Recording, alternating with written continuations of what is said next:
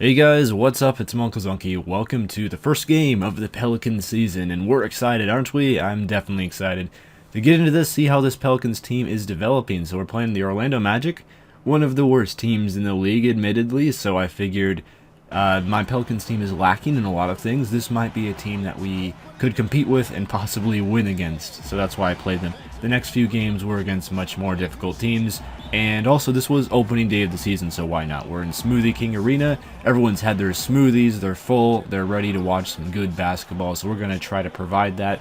I did run Tyreke Evans at the point guard because Tyreke Evans is great at a point guard. As we start off the game, give it to Robert Covington, the new addition, and he hits a three immediately. So great start there. And he also gets a steal a couple possessions later. So already Robert Covington looking like a great pickup. And Drew Holiday would pull up for the mid-range, and he would hit that as well. This new team is clicking together already. We still got to build some team chemistry and all with the changes that have already been made as Victor Oladipo dunks nearly on Anthony Davis. Anthony Davis was in the area, but not fully contesting the shot. Robert Covington gets another steal, already proving that this guy is pretty good, and Tyreke Evans is going to get the dunk in transition after Robert Covington passes the ball to him. So Tyreke Evans at the point guard is just such an awesome addition. I'll probably try running him a lot as Anthony Davis gets his day started with a post move score, and Anthony Davis would just be a beast this game. We get another steal. Omer Ashik gets the steal, and Tyreke Evans does this weird spin move jump shot. It's very odd how that happens, but if you double tap X, it puts you into a spin move layup animation, but if you do it too far away from the basket, he does a spin move jump shot. Robert Covington nearly gets another steal, but unfortunately Tobias Harris would score the bucket off of that unfortunate tipped ball. Drew Holiday with the hesitation dribble, and he would score quite easily off of that. So we are already starting to build a nice lead early in this game. And here you'll see some of the imbalanced bench lineup that we have as Alexis Ajinça, who will become our starting center after this game because he's great. He provides much better offense than Omer Ashik does, and he's also 7'2", so just because of his height, he's pretty good defensively.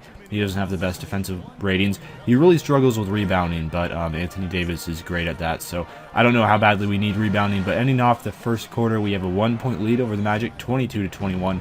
Our bench unit is really lacking and very imbalanced, as I was talking about in the first episode. So some trades will be made after this episode, and you'll see that in the next game.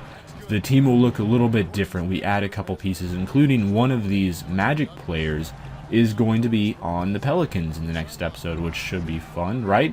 And he's going to be a big improvement. So Anthony Davis scoring again, he would be a beast, and our offense was starting to sputter a bit in this second quarter.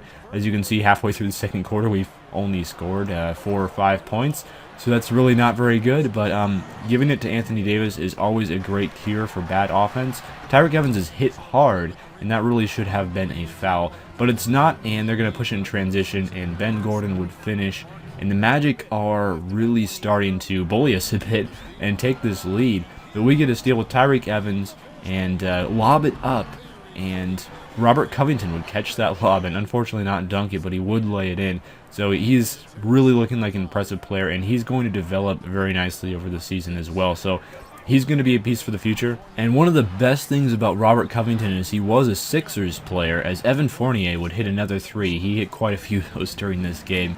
But the Sixers, what their strategy was for a while was to sign a lot of players. Robert Covington hit another three, just proving his worth. He would be a sniper this game. But the Sixers signed a lot of players to really cheap, kind of long-term deals, so they're essentially betting on these players to improve, and if the players don't improve at all, they can cut them and lose almost nothing at all. So Robert Covington is signed to a 3-year and I think $3.5 million deal. So he's not making much above the minimum, and he's signed for 3 years. It's awesome because the Sixers were not expecting anything out of this guy, and then he turned out to be pretty good. But as we look into the halftime report, our free throws are struggling, and we're getting out-rebounded by the Magic quite significantly, which is a problem. Omer Ashik was struggling a lot with Nikola Vucevic, and he was getting out-rebounded. One of the reasons why he has to go, but we're going to start off the second half. Robert Covington hitting another three. That's his third three of the game, and don't expect it to stop there because he's going to keep going. This guy is just a beast. Anyway, I love him. We were getting to that point already. I think it's been hammered home. Tobias Harris, who would have a nice game, would just, with the pull-up at the end of the shot clock, he would hit that. So our rebounding was definitely a problem in the first half in our free throw shooting. I think it was 4 for 10 overall. And these were mostly free throws with Anthony Davis, who's, I believe, an 85% free throw shooter in real life. So he was missing a lot of free throws, and that's kind of a problem. But anyway, we're trying to get on a run here. Tyreke Evans just finds an uncontested lane, and Tyreke Evans is awesome because he's 6'6" and a great ball handler and a great finisher at the rim. So the combination of athleticism and speed just makes him deadly. Covington hitting another three-pointer. They left him open in the quarter, and we're starting to go on a run. We were down by, I believe, 7 points fairly recently. Anthony Davis rolling to the rim and dunking it, and there was no one to stop him there. So he just went off on that play. And we're starting to go on a run of our own now. Drew Holiday would miss the three-pointer, which means that the Magic are going to go in transition. That's the worst thing about missing threes, is they get easy buckets on the other end. Nikola Vucevic would manage to get that one, and he gets a rebound here as well, offensive rebound, and Oladipo would hit the threes. So we're now tied up. We got the lead for a little bit, but the Orlando Magic have taken the lead right back. We all went on another run, and we're up by a little bit again, but don't expect that to last too long because these two teams are going back and forth.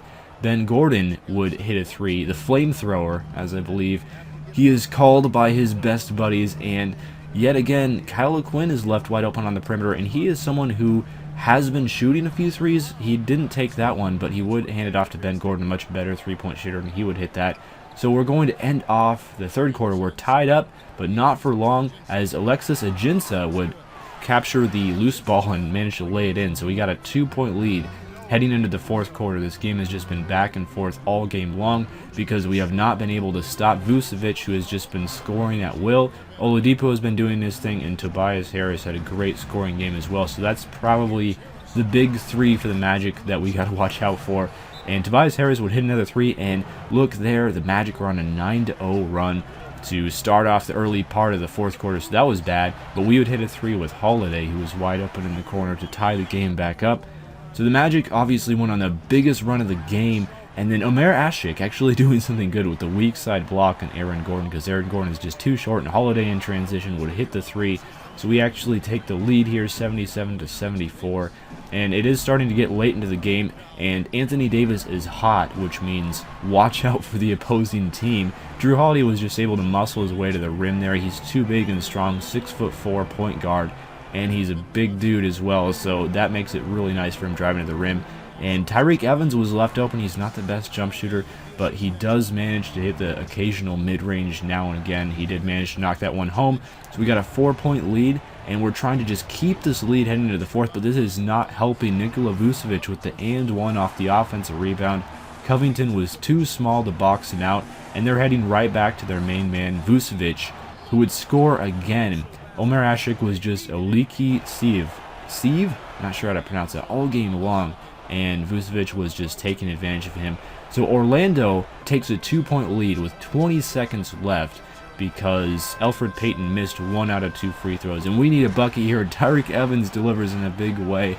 He gets the dunk, and we are up. We're tied, actually, 87-87. Elfrid Payton is taking the last shot of the game. I'm perfectly happy with Elfrid Payton taking the last shot. He's by far the worst offensive player on the entire floor. Well, debatably, I believe Omer Ashik was out on the floor as well. So, but Elfrid Payton, you never mind him taking the last shot. Anthony Davis with a nice up and under, and he would score on Tobias Harris, who's just too small to check him. And we're trying to go to Anthony Davis a lot in this overtime period, and we would manage to do that, but Elfrid Payton got the steal on the post-entry pass, which was unfortunate. So in overtime, the game is remaining close. It's been close the entire way, and overtime was no exception. And Oladipo here with the nice turnaround, and he would manage to score that as well. So the Orlando Magic are starting to take a lead, and they're trying to steal this opening day game from us, and Oladipo rolling to the rim and dunking it as well. So we had to call a timeout because our offense was sputtering in this overtime period, but Tyreke Evans would fix that immediately with the and one, a strong finish, and he would manage to hit the free throw as well. Elfrid Payton just not managing to keep up, and this is why I run Tyreke Evans at point guard. It's such a mismatch because really no other point guard in the league can guard him because he's just too big and strong. So Anthony Davis, we're giving the ball to him, and he flips it up into the rim. We take a 2-point lead with 21 seconds left. The Orlando Magic's offense died for the most part.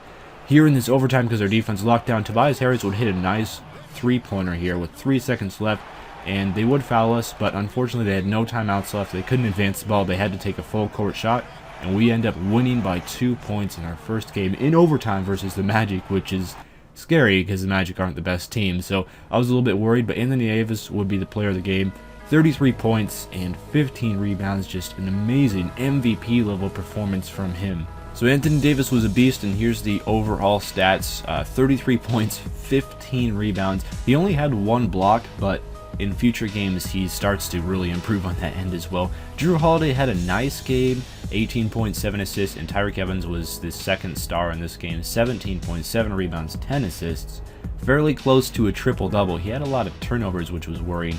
The new addition, Covington, had 16 points and played some decent defense. Again, he's an upgrade over Eric Gordon, so that's nice. And Alexis Ajinça had 7 points off of the bench and 6 rebounds. So he's not the best rebounder, but he's solid defensively just because of his size, and he will be the starting center in the future. And Omer Ashik, not trying to spoil too much, but he's going to be shipped out of town for different big men in the next episode, and that is going to be one of the Orlando Magic's bigs. Will trade Omer Ashik for one of the Orlando Magic's big men, so that's going to be nice. Tobias Harris had 22, Vucevic had 21 and 12, just beasts. But that's about all for this game. Thank you guys for watching. I'll see you next time. Farewell.